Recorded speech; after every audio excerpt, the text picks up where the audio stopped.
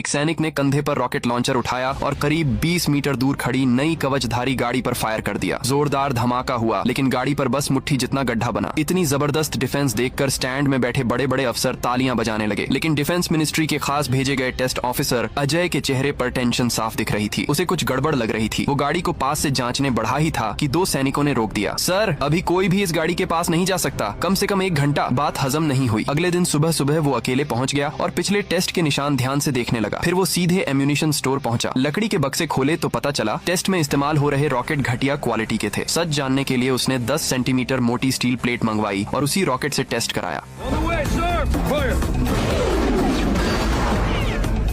नतीजा साफ था, रॉकेट साधारण स्टील तक नहीं भेद पाया। अब उसे यकीन हो गया कि अब तक के सारे टेस्ट फर्जी थे। उसने गाड़ी की पूरी फाइल निकलवाई और पढ़ने लगा। शुरुआत में ये गाड़ी सिर्फ एक सस्ती ट्रूप कैरियर के तौर पर बनाई जा रही थी, ज्यादा सैनिक कम कीमत। लेकिन जैसे जैसे प्रोजेक्ट आगे बढ़ा, बड़े अफसरों ने इसमें अपने अपने आइडिया ठूंसने शुरू कर दिए। कभी इसे स्काउटिंग व्हीकल बनाओ, कभी इसमें फायरिंग पोर्ट डालो, कभी ऊपर बड़ी टोप लगा दो। डिजाइनर परेशान हो गया। सर, ये ट्रूप कैरियर है। लेकिन जवाब मिला, तो क्या हुआ? और ताकतवर बनाओ। Sir, it is a troop carrier. So, make a couple extra trips. What's the difference? Then it can blast those enemy tanks before they get a chance to fire. What do you think, Colonel? Fine.